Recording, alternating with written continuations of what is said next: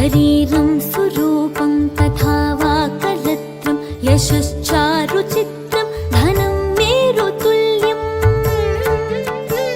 मनश्चेन लग्नं गुरोरङ्घ्रिपद्मे ततः किं ततः किं ततः किं ततः किम्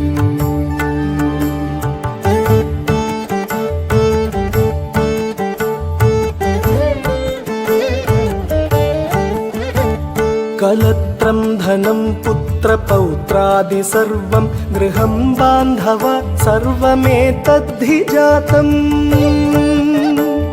मनश्चेन्न लग्नं गुरोरङ्घ्रिपद्मे ततः किं ततः किं ततः किं ततः किम्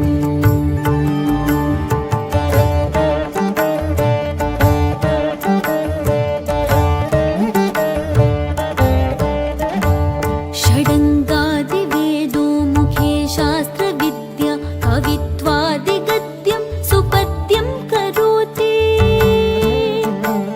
मनश्चेन लग्नं गुरोरङ्घ्रिपद्मे ततः किं ततः किं ततः किं ततः किम्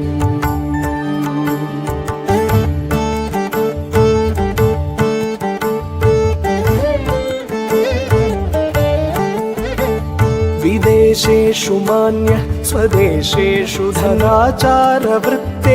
मत्तो न चान्यः मनश्चेन्न लग्नं गुरोरङ्घ्रिपद्मे ततः किं ततः किं ततः किं ततः किम्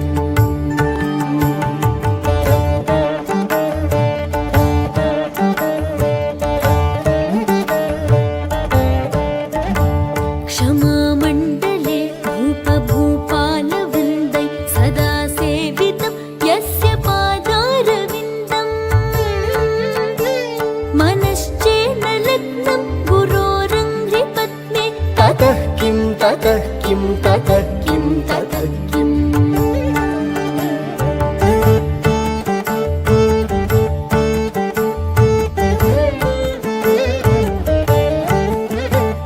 यशो मे गतं दिक्षु दानप्रताप जगद्वस्तु सर्वं करे यत्प्रसादात्